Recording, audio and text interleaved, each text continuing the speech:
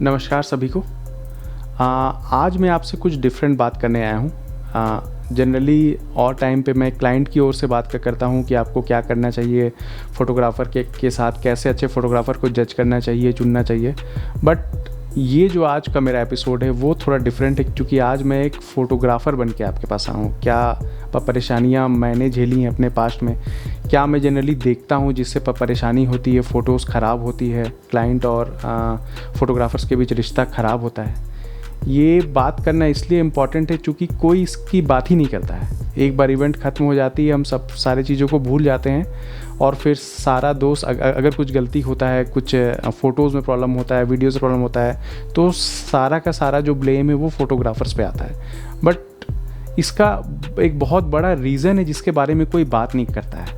मैंने किसी को बात करते सुना भी नहीं है, और वो बहुत बड़ा रीज़न है क्लाइंट्स का फ़ोटोग्राफ़र्स के प्रति एटीट्यूड।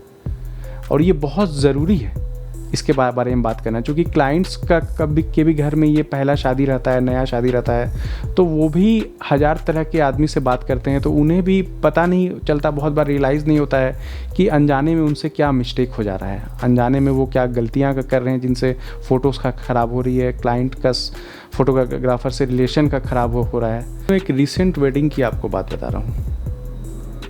बारात आ जाती है, बाराती खा लेते हैं, जो लड़की वाले हैं वो तो पहले से ही वहाँ रहते हैं, वो खा लेते हैं।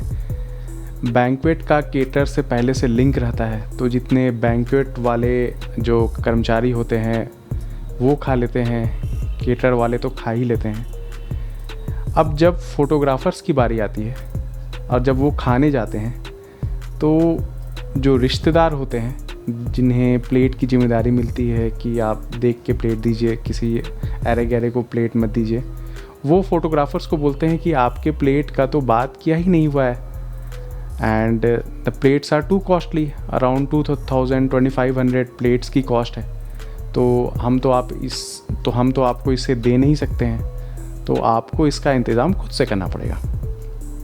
अब सोचिए, आप किसी के लिए काम कर रहे हैं, अच्छा काम कर रहे हैं, आप उन्हीं के लिए वहाँ पे गए हैं, एंड इट्स नॉट लाइक कि वेडिंग फ़ोटोग्राफ़र्स बहुत चीप होते हैं, वो भी एक दिन का अच्छा खासा 6000, 8000, 10,000 तक they charge, and they are fully capable of taking their own food, purchasing their own food. सोचिए आपको कैसा लगेगा जब आप अपने सामने देखें कि even 4th year staff are eating, सब कोई खा रहे हैं, अराउंड वहाँ 600-1000 पीपल तक खा रहे हैं, बट आपके खाने के लिए क्लाइंट के पास बजट नहीं है। सेम सिचुएशन में अगर आप खुद को रखिए, आप जहाँ भी काम करते हैं, someday your boss tells you to work around 15 to 18 hours, even 20 hours a day, and they are not even offering you food, they are even not giving you time to take your food, तो आप कैसे काम कीजिएगा? आपकी creativity कहाँ जाएगी? तो आज का मेरा टॉपिक यही है कि जो आपके लिए काम करने आया है बंदा, वो सुबह से आपके लिए लगा हुआ है, आपके रिचुअल्स में लगा हुआ है, वो आपके रिश्तेदार का फ़ोटो ले रहा है, आपका फ़ोटो ले रहा है, अच्छी वहाँ पर सिनेमैटिक हो रही है, वीडियो हो रही है, तो आप थोड़ा सा अपना बजट बढ़ा के फ़ोटोग्राफ़र्स को फूड क्यों नहीं ऑफ़र कर सकते हैं? मैं सबकी बात नहीं कर रहा, 50 में से हमको लगता है कि 49 क्लाइंट्स ऐसे होते हैं जो खुद से हमें फूड ऑफ़र करते हैं। मैं वो ओनली 1% ऑफ द क्लाइंट्स की बात कर रहा हूँ जो ऐसा काम करते हैं। बिलीव कीजिए, आप फोटोग्राफर्स में कितने भी पैसे खर्च कर दे, you spend lakhs on photographers, लेकिन वेडिंग डे में आपका फ़ोटोग्राफर्स के प्रति जो बिहेवियर है ना, वो बहुत ही ज़्यादा इम्पॉर्टेंट होता है। आप अगर ये सोचते हैं कि आप उनसे कुछ भी बिहेवियर करके, उनको खाना ऑफ़र नहीं करके, उनको आप डांट के काम अच्छा निकलवा ले, तो वो पॉसिबल नहीं है। बिकॉज जो अच्छा काम होता है, वो अच्छा कैमरा तो उसमें ज़रूरत पड़ता ही है, बट स्किल के अलावा फोटोग्राफ़र का मूड पे भी ये बहुत ज़्यादा डिपेंड करता है कि वो काम कैसा करना चाहते हैं। अगर आप स्टार्टिंग में ही उन्हें वो वाइब्स दे दें, फैमिली वाली वाइब्स देते हैं, 1-2 बार चाय के लिए पूछ लिए, स्नैक्स के लिए पूछ लिए, 2-4 मीठे बात कर लिए, तो उससे आपका कुछ भी नहीं जाता है। बट वो ना फोटोग्राफ़र में एक पॉजिटिव एनर्जी भर जाती है।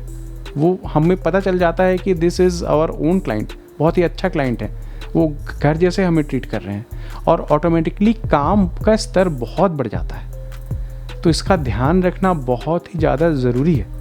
बस यही नहीं, कई बार तो क्लाइंट हमें इवेंट शुरू होने से घंटों पहले बुला लेते हैं, और यहाँ आधा घंटा 1 घंटा की मैं बात नहीं कर रहा हूँ, उतना तो मैनेजेबल है, मैं 3-4 घंटा पहले की बात कर रहा हूँ। कई बार छोटे से फंक्शन के लिए हमें क्लाइंट के घर में लगभग 10 घंटा बिताना पड़ता है, जबकि वो वेडिंग डे भी नहीं होता है, जबकि असली प्रोग्राम 2-3 घंटे से ज़्यादा होता ही नहीं है, और उसके लिए हमें 10 आवर्स के जैसा वेट करना पड़ता है। ये सब सिर्फ इसलिए होता है क्योंकि क्लाइंट्स के पास इवेंट का क्लियर टाइमिंग का विज़न ही नहीं होता है। उस इंतज़ार में हमारी एनर्जी और क्रिएटिविटी दोनों खत्म हो जाती है। बिलीव कीजिए, वैसे में फ़ोटोज़ अच्छे नहीं आ पाते हैं, और आखिरकार नुकसान किसका होता है? ऐसा तो नहीं कि लेट होके हम अपने फीस को कम कर देते हैं। अल्टीमेट लूज़र वो क्लाइंट ही होते हैं, क्योंकि थके हारे फोटोग्राफर कितने अच्छे फ़ोटो निकाल पाएगा? वो पहले ही फ्रस्ट्रेट हो जाएगा कि 2 घंटे के काम के लिए मुझे 6 घंटे पहले बुला लिया। दोस्तों, अगली बार आपके फैमिली में जब भी कोई शादी हो या इवन कोई छोटे इवेंट हो, तो इस पॉइंट्स का ध्यान ज़रूर रखिए।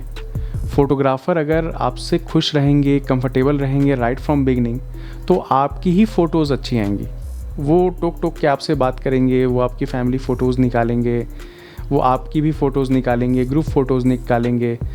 एक खुश फोटोग्राफ़र ना हमेशा गेस्चर में ध्यान देता है, वो हमेशा ही अच्छा फ़ोटो खींचने का ट्राई करते रहता है। बट एक डिप्रेस्ड फोटोग्राफ़र जो स्टार्टिंग में ही डिप्रेस हो गया, स्टार्टिंग में ही आप लोगों ने उनसे बहुत ही ईगो में बात कर लिया, एटीट्यूड में बात कर लिया, उन्हें छोटा महसूस करा दिया, तो जाहिर सा बात है कि वो बस अपना काम निकाल के आएंगे। तो ये मेरी तरफ से पर्सनल रिक्वेस्ट है, हम सभी स्टूडियो ओनर्स की तरफ से रिक्वेस्ट है कि जो कैमरा पर्सन आपके पास आते हैं उनसे बिहेवियर अच्छे से रखिए, घर वाला व्यवहार रखिए, तो आपकी भी फ़ोटोज़ बहुत अच्छी आएंगी, आपकी भी फ़ोटोज़ में वो जान ला देंगे। धन्यवाद। मैं निखिल वर्क स्टूडियो से।